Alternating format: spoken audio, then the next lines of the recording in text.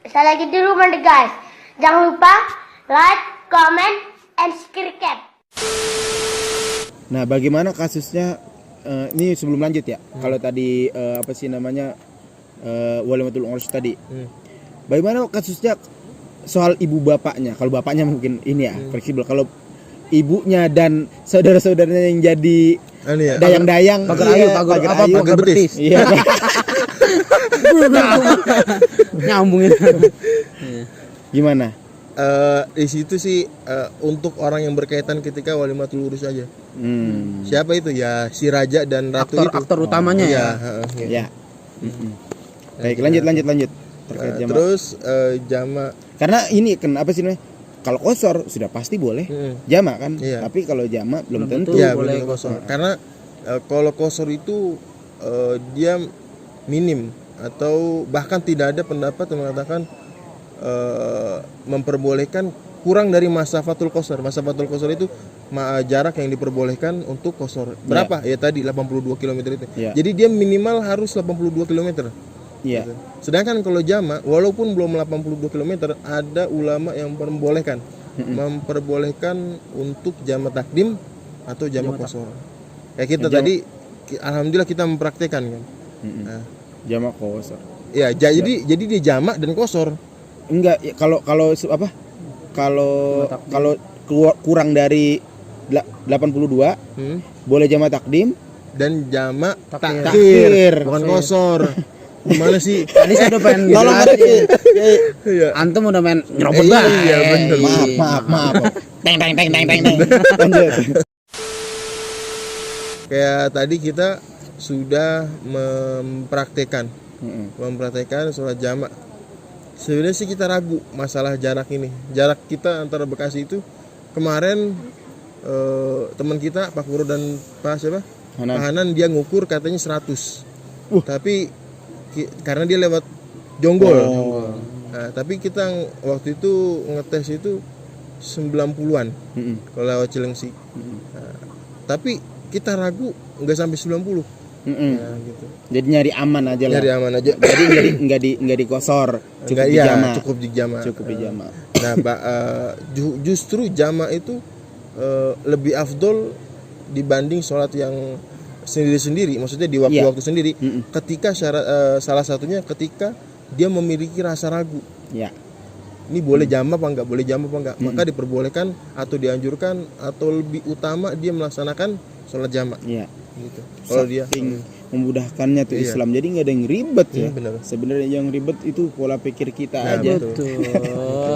Masya Allah. Memang dasaran males. Buat nggak sholat ya gitu.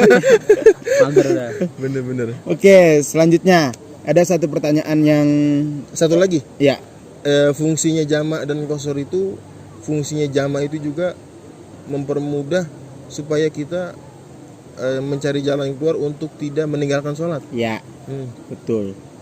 Biasanya kan orang-orang Indi yang suka naik ke gunung, Iya. dia meninggalkan sholat dengan dengan alasan tafakur, tafakur dan tadabur yang paling baik itu ketika sholat. Ya. Dia pergi jauh-jauh tapi dia nggak sholat, buat apa?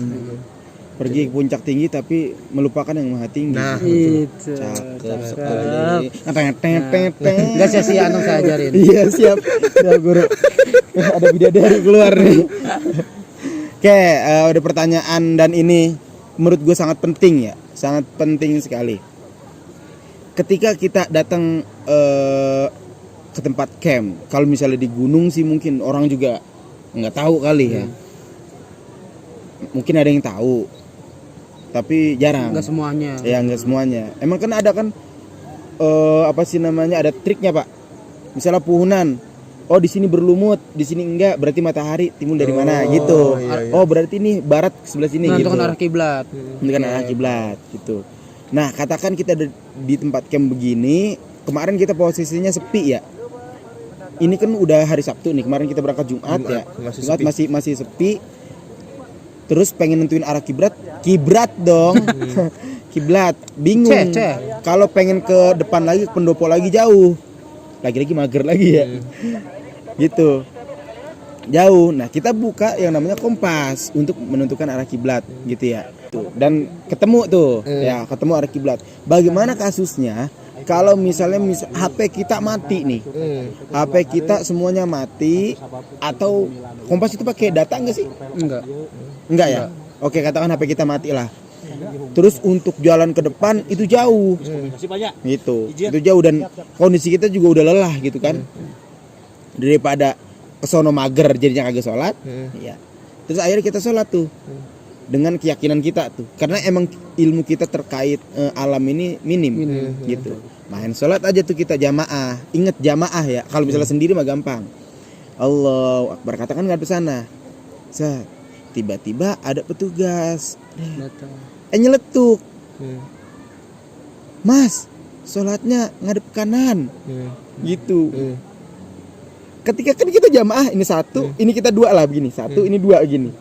Imam mah enak ngadep kanan, bias. Nah ini makmum, apakah dia langsung haluan kanan gitu? Haluan kanan, jalan iya. Atau gimana itu? Atau kondisional aja, ngelangkah. Gimana? Yang pertama, pemirsa paham nggak sih? Oke, paham aja lah. Yang pertama, boleh nggak sih ketika kita sholat arah kiblat, terus kiblatnya kita yakin itu salah, kita menemukan kiblat baru, kita membatalkan atau meneruskan? Ya. Itu kan pertanyaannya. Iya. Yang pertama diperbolehkan. Bahkan dalam fikih itu dimungkinkan, bahkan sangat memungkinkan 4 rakaat itu dengan arba'ati jihad, dengan 4 arah gitu. Ntar rakaat pertama dia ke barat, rakaat kelima dia kemana.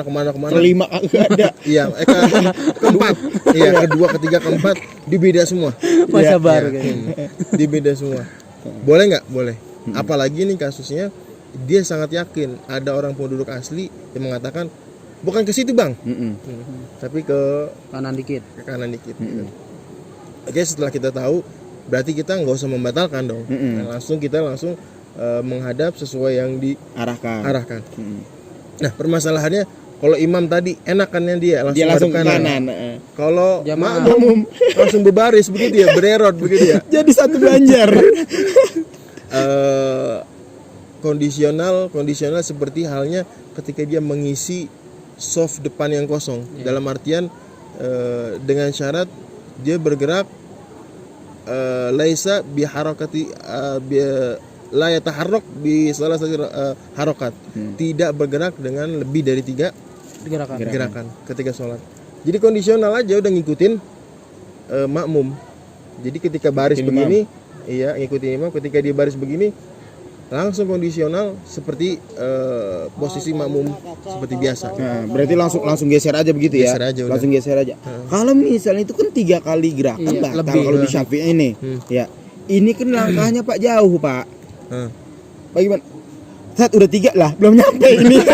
Belum bingung. Gitu maksudnya.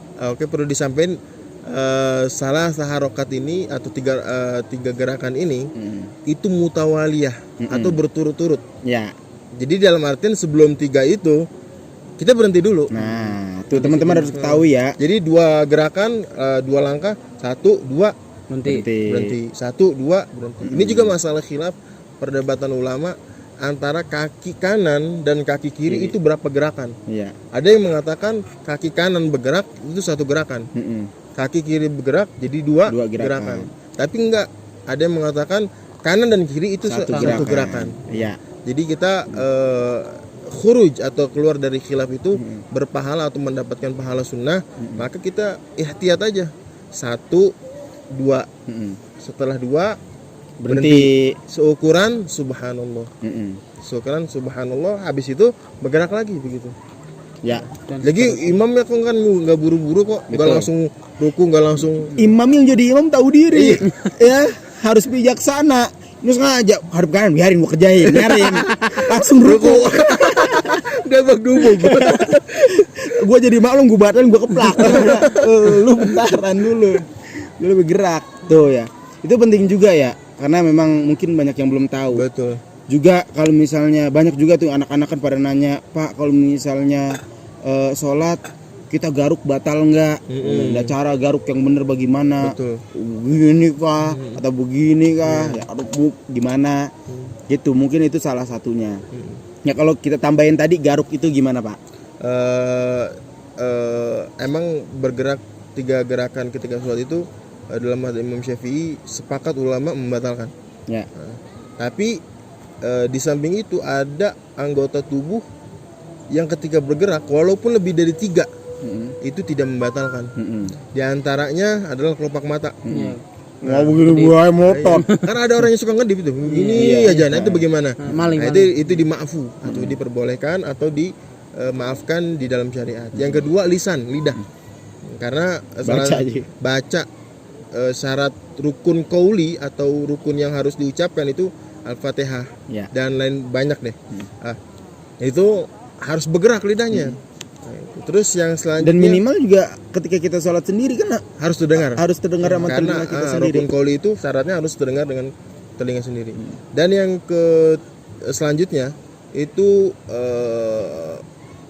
jami'il asabi. Semua jari. Oke, Semua jari. Ya.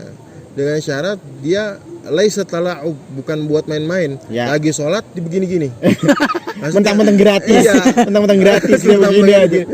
Dia membatalkan otomatis. Tapi kalau dia dengan darurat seperti gatal, ya, yang ini jangan bergerak tangannya. Nah, syaratnya bagaimana? Misal ketika gatal di sini, tempelin di sini, tangannya boleh bergerak begini. Ya. Jadi ini nggak gerak sama sekali gitu. Begini. Nah, seperti itu. Kalau di muka, tek gini. Nah, berarti. Tempelin dulu baru garuk.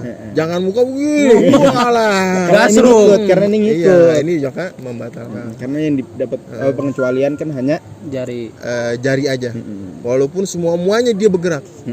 Dengan syarat untuk hajat aja. ada bocah, emang namanya bocah teradahan. Iya. Teradahan bahasa Belanda. Oke, garuk. Ini dulu. Iya. Semua jari jadinya. Iya, karena semua jari. Jadi dia orang seni, Pak. Iya, Seni. benar. Pengen yang beda-beda aja. Benar, Tapi kalau misalnya gitu dia niatnya buat main-main ya batal juga. Otomatis talaub langsung batal. Gitu. Oke, itu kali ya. Ustaz ada tambahan? Jadi untuk penjelasan tadi dari Ustaz Arta luar biasa. Apa yang saya sudah berikan Masya Allah. Terima kasih guru. Manfaat banget ilmunya. digunakan dan disebarluaskan ilmunya bagus gitu. Ini sia-sia gue ngundang dari jauh-jauh. Nggak sia-sia anak terbangin antum ke Yaman. Makanya udah kesana? Belum. Makasih Sekoji. Sekoji. Oke, baik. Baik teman-teman, mungkin perbincangan kita cukup sampai di sini. Mudah-mudahan bermanfaat. See you next time, see you next video. Jangan lupa like, comment, and subscribe. Wassalamualaikum warahmatullahi wabarakatuh.